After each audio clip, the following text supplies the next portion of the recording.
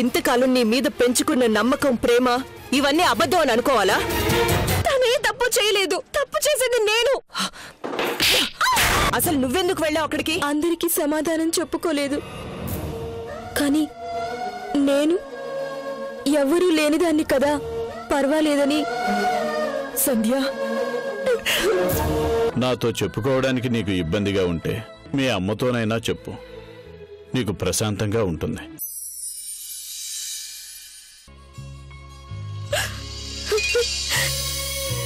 అమ్మా, నేను చేసిన తప్పు కాదు కదా. ఇప్పుడు నేనున్న పరిస్థితుల్లో ఉష ఉండుంటే రేఖమ్మ ఆత్మహత్య చేసుకునేది కదా.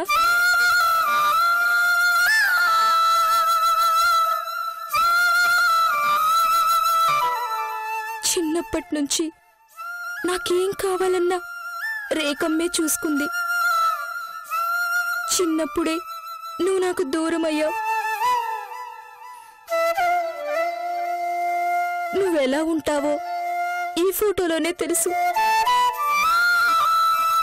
కానీ అమ్మంటే ఎలా ఉంటుందో రేఖమ్మ దగ్గరే తెలుసుకున్నాను.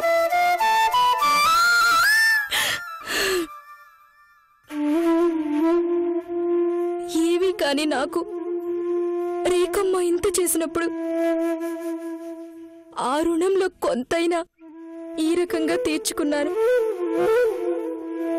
నువ్వు నన్ను తప్పు పట్టకమ్మా.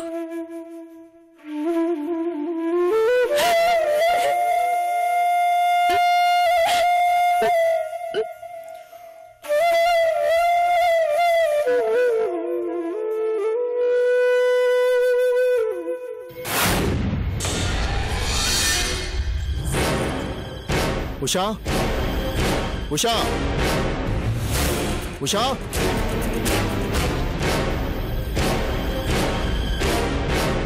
రారా, నిలబడ్డావేంటి? కూర్చో. నేను నీతో మాట్లాడడానికి రాలేదు, నా చెల్లెలు ఉషతో మాట్లాడాలి.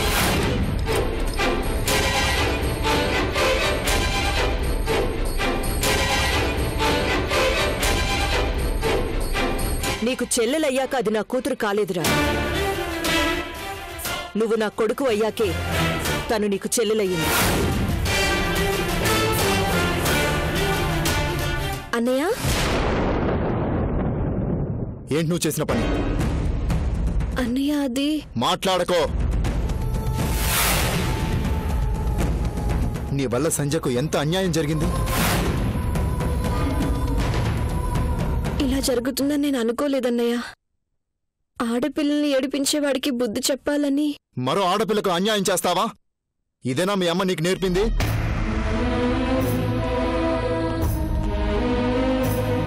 పొద్దస్తమానం నువ్వు సరిగ్గా పెరగడం లేదని కాదు, మనం మన పిల్లల్ని ఎలా పెంచుతున్నాం అనేది కూడా ఆలోచించాలి. అది చేసిన తప్పేంటో అనుకోకుండా అలా జరిగింది.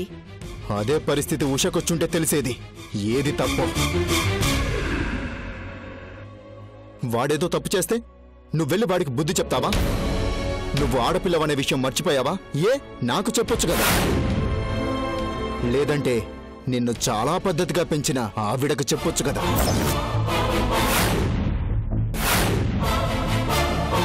నువ్వెందుకు పెద్ద వీరనారిలా పోయావు?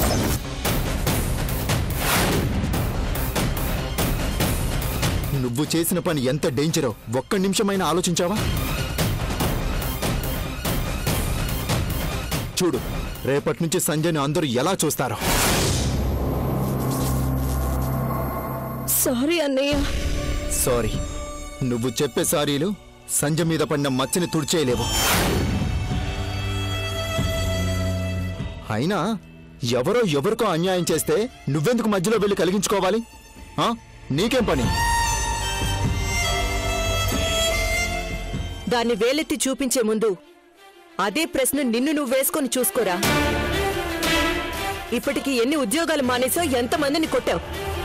వాళ్ళందరూ నీకేం చేశారని కొట్టావు? ఎవరో సమస్యను నువ్వు కదిలించుకుని ఎన్నిసార్లు జైలుకెళ్ళావు? మర్చిపోయావా? దానికేం సమాధానం చెప్తావు? అడుగుతున్నానుగా, చెప్పరా?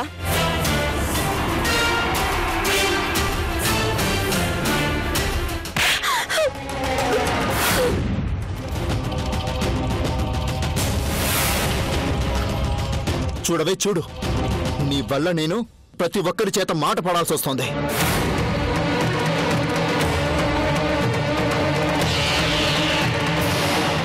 నిన్ను నా చెల్లెలు అనుకున్నాను కాబట్టే ఎంతో దూరం వచ్చాను. నాకు ఇంకొకరితో సంబంధం లేదు.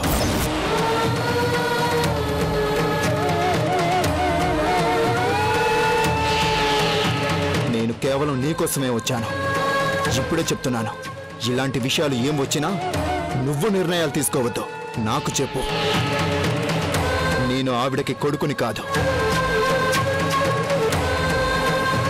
నీకు సంజయ్కి అన్నయ్యని. అది గుర్తుపెట్టుకో.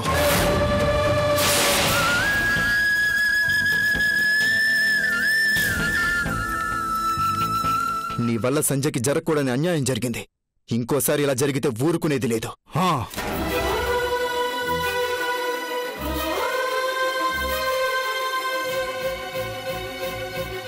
ఇంకోసారి చెప్తున్నాను, నువ్వు ఆడపిల్లవని గుర్తుపెట్టుకో. నాలా గాలికి తిరిగి గాలికి పెరిగితే ఎవరినైనా కొట్టొచ్చు. కానీ నీకు అమ్ముంది, నాకు లేదు.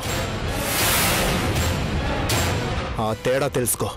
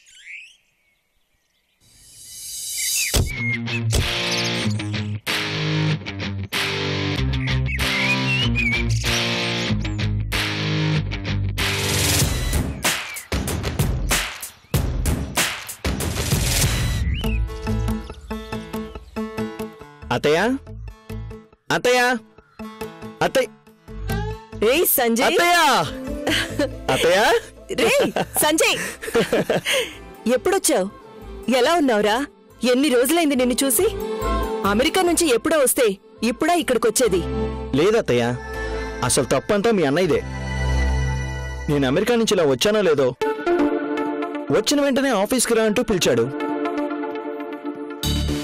అక్కడి నుంచి చూడత్త ఆ పని ఈ పని అంటూ ఎంత ఏడిపిస్తున్నాడో తెలుసా?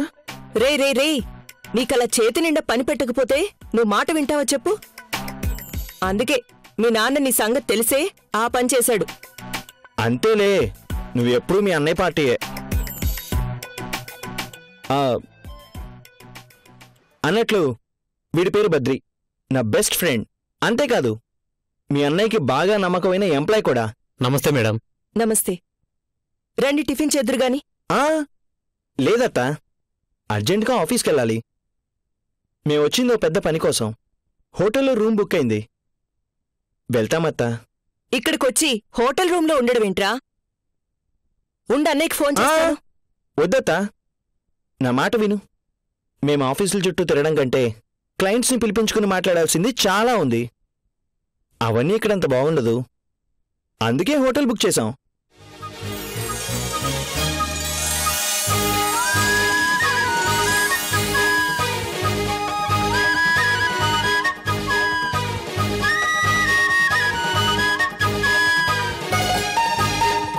Wow, beautiful.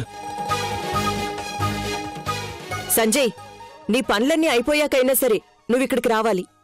వస్తానత్తా, రాకుండా ఎలా ఉంటాను? ఉషా, వీణ్ణి గుర్తుపట్టావా? మీ బావ సంజయ్, కమల్ మావయ్య కొడుకు. అలాగా. హలో. హలో ఏంటి హలో? బావా ఎలా ఉన్నావు అని అడగొచ్చు కదా. బాగానే ఉన్నాడుగా, ఇంకేం అడగాలి?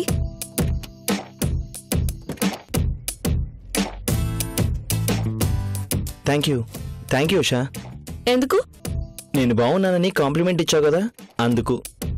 నేనిచ్చింది కాంప్లిమెంట్ కాదు, ఏ రోగం లేకుండా బాగానే ఉన్నావు కదా అన్నాను. ఉషా, ఏంటా మాటలు?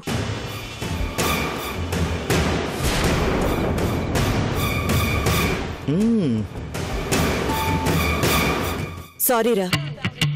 పర్లేదత్తా, మరదలు కదా, ఆ మాత్రం సరదా లేకపోతే ఎలా చెప్పు. మళ్ళీ వస్తాను. రే, తప్పకుండా రావాలి. వద్దన్నా వస్తానత్తా, వస్తాను. ఓకే, వస్తానండి.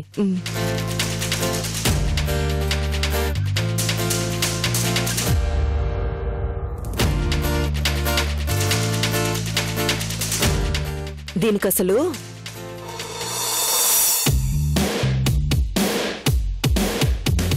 అవునరా, నాకు తెలియక అడుగుతున్నాను. మనం హోటల్ పిలిపించి మాట్లాడాల్సిన క్లయింట్లు ఎవరున్నారా?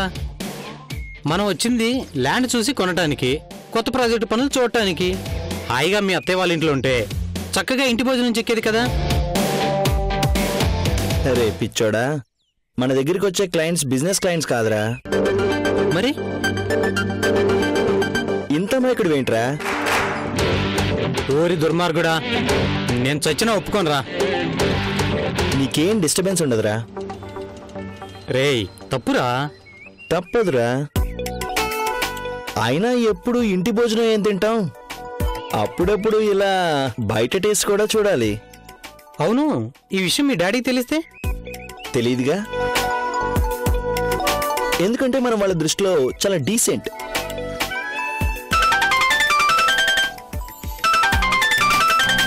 Hello daddy.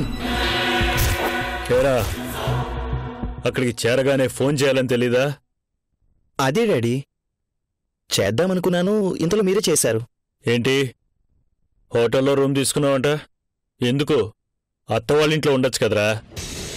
అది అంటే డాడీ, వాళ్ళకి ఇబ్బంది ఎందుకని. నీకు ఇబ్బందిగా ఉంటుందని చెప్పరాదు. అలాంటిదే అనుకోండి.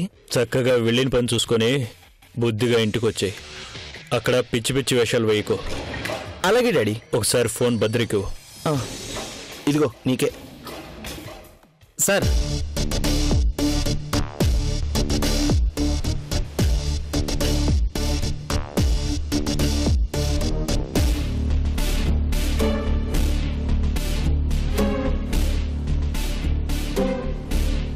నేను మాట్లాడతాను సార్, అన్నీ నేను చూసుకుంటాను సార్. ఉంటాను సార్. Okay sir. అలాగే.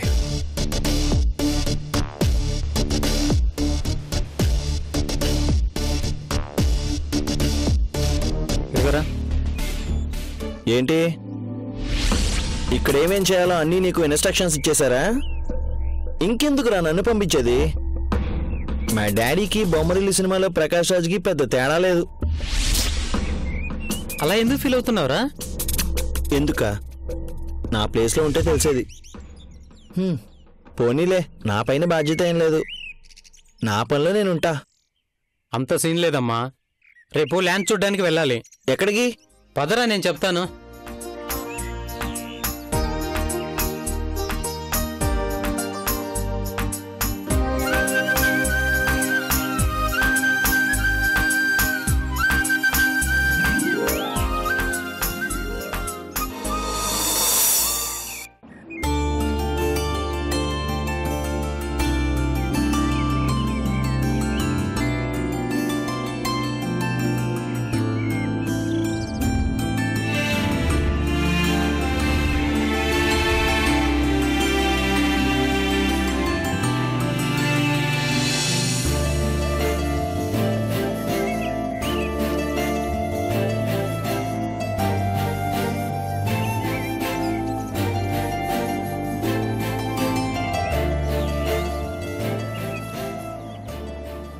రే, ఏదేమైనా వైజాగ్ చాలా బాగుంటుంది కదా? అవునరా, చుట్టూ కొండలు, బీచ్, ఆ పక్కన సింహాచలం, మరో పక్కన కనక మహాలక్ష్మి గుడి. ఎంత బాగుందో. నీ బొంద, నేను చెప్పేది దేవుడి గురించి కాదు. అది వాడు చూడు, నడుచుకుంటూ వస్తున్న ఆ ఫిగర్ గురించి.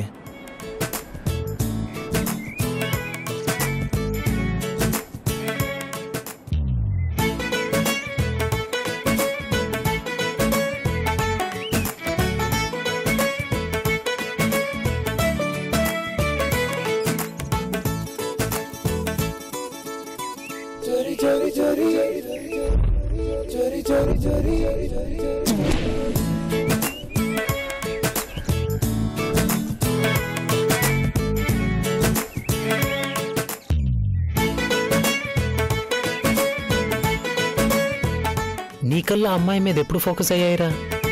నేను అసలు అటు చూడనే లేదు. అదే నీకు నాకున్న తేడా. చీర కట్టులో కూడా ఎంత అందంగా ఉంటారా? నేను చీర లేకుండా బాగుంటారనుకున్నాను. రే, అంటే మోడ్రన్ డ్రెస్లు అని చెప్తున్నాను రా.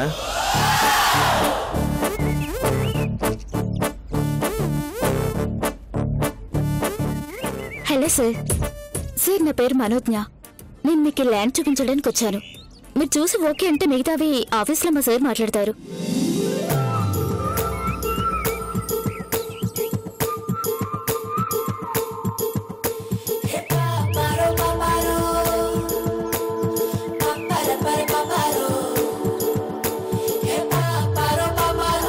షూర్, మీరు చూపించిన వెంటనే ఓకే అనేస్తా మనోజ్ఞ.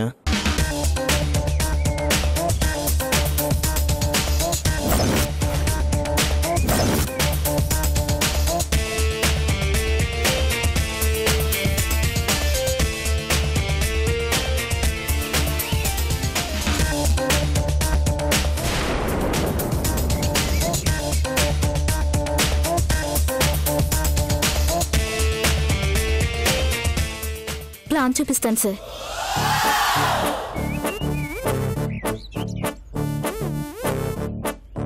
ఇదిగోండి సార్, మనం ఇలా నిలబడున్నాం. అదిగోండి, చివరి కనిపించే చెట్టు దగ్గర నుంచి ఈ వెంచర్ స్టార్ట్ అయింది. ఓ అలాగా, అయితే ఇప్పుడు మనం ఇక్కడున్నామా? ఇది తూర్పు, ఇది పడమర, ఇది ఉత్తరం. ఇది కాస్త దూరంగా ఉంటే నేను అన్ని డీటెయిల్ గా చెప్తాను. ఓకే ఓకే, చెప్పండి.